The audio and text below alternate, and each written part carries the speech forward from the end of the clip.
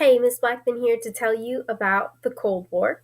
So, this is Standard 20A, and we're going to talk about the Cold War, specifically U.S. actions to combat the Cold War, such as containment, Marshall Plan, the Truman Doctrine, and our involvement in the Korean War.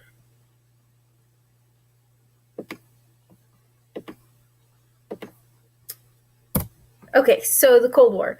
This was a war that lasted between 1945 and 1991, which is crazy because I was a small child in 1991 and I don't even recall there being a war, but there was. And that's because it was a Cold War. There wasn't this intense fighting, direct conflict between these two countries, but rather it was a series of competitions and proxy wars and things like that. So the conflict, this war, was between the world's two superpowers at the time, the United States and the Soviet Union. Soviet Union was formerly Russia and is also called Russia again today. It resumed that title after the Cold War ended. War never, like I said, directly occurred between these two superpowers, but there were proxy wars like Vietnam and Korean War. So those are wars where they each influenced the sides and fought in them, but not directly between one another.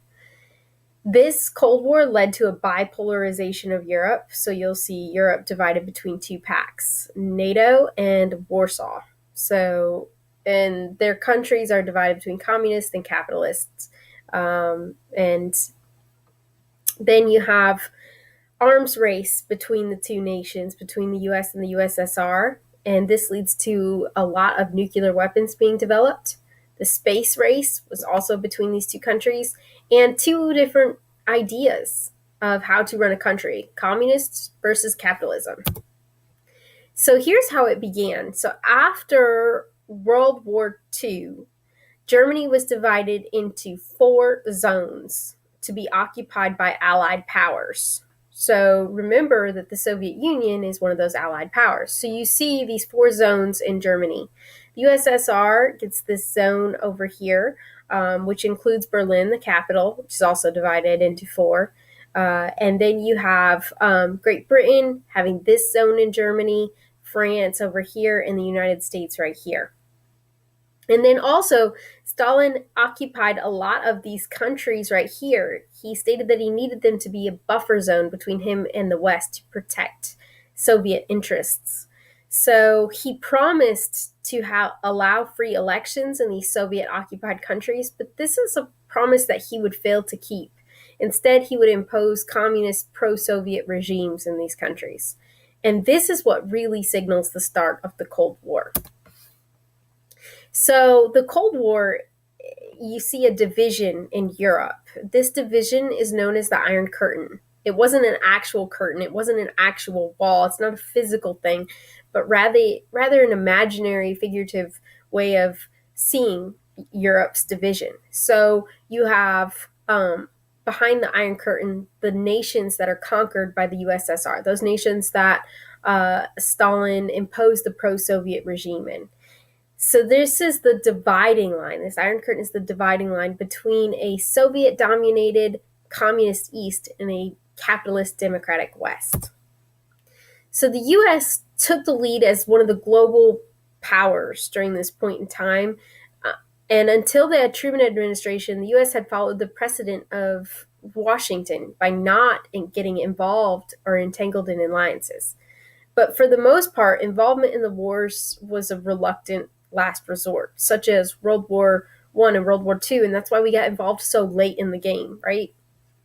After World War II, Truman recognized that America had a new responsibility to use its vast resources to combat the spread of communism, which would in turn provide greater security for the U.S. as well. So, I guess I should show you. Warsaw Pact is all those in red. So that's the defense pact, an alliance between those countries in the USSR, the Soviet Union. And blue is NATO. So that is the pact between the democratic capitalists countries of the West. So this is an alliance between those nations. World War II devastated Europe. So that's one thing that you can't forget. Europe was in ruins after World War II. Millions of homes had been destroyed. Factories and machinery had been destroyed. Remember that the U.S. had to be the arsenal of democracy because otherwise Europe would be bombed. Great Britain would be bombed at whatever site that they were making things for the war effort. Rail and road networks were blocked by destroyed bridges. A threat of famine throughout Europe because of shortages of labor. A lot of men's lives were lost. There weren't many men left. And then lots of shortages of seed and farm machinery. And traditional European powers were physically, financially, and emotionally unable to reconstruct their continent. And so U.S. foreign policy. So U.S. has to shift their policy because they are the world superpower during this time. So it's their responsibility to help Europe. And they are worried that other countries are going to fall to communism because of USSR's influence. That's how the USSR fell to communism in the first place, was because the people were so deprived economically and so many lives were lost during World War I that they ended up converting to communist government. And so George F. Kennan was a U.S. diplomat stationed in Moscow, and he observed Moscow is in the Soviet Union, and he observed the people there, and he said, you know what, they're not going to bend. We can't convert them to democracy or capitalism. They've been taught that that our way of life is wrong and that communism is the correct way of life. All we can do as a nation is stand firm against Soviet aggression. And so U.S. leaders adopt this policy of containment. Containment means to prevent the expansion of communism, especially by helping strengthen non-communist countries that were bordering the USSR. So the Truman Doctrine was also put into place. This is the U.S. policy of providing economic and military aid to free nations threatened by internal or external opponents. This is so that way they would not convert to communism. So give them help, give them economic, give them money, give them military to defend themselves. Harry S. Truman addressed the U.S. Congress, and he asked the U.S. Congress to provide aid to Greece and Turkey, which were under threat from communist forces. He articulated this policy that became known as the Truman Doctrine when he addressed Congress.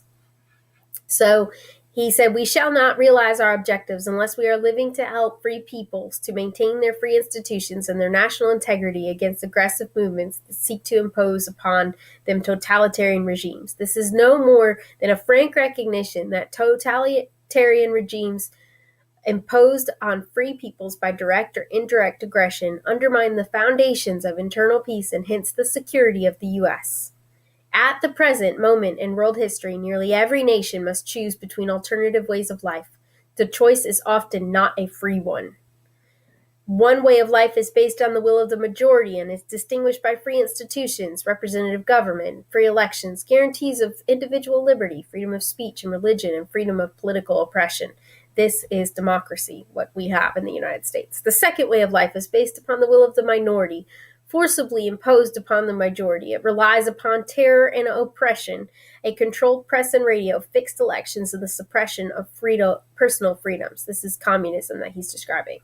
I believe it is the policy of the U.S. to support free peoples who are resisting attempted subjugation by armed minorities or by outside pressure. So he's saying it's the United States' job to protect these people. The free peoples of the world look to us for support in maintaining their freedoms.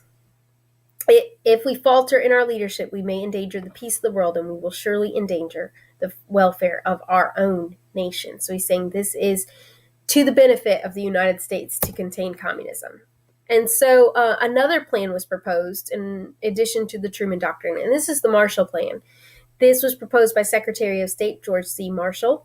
He proposed this as a European recovery program to combat the economic impacts of World War II in Europe. So this gave money, economic aid, So it was to prevent the spread of communism in Western Europe and stabilize political order in a way that was favorable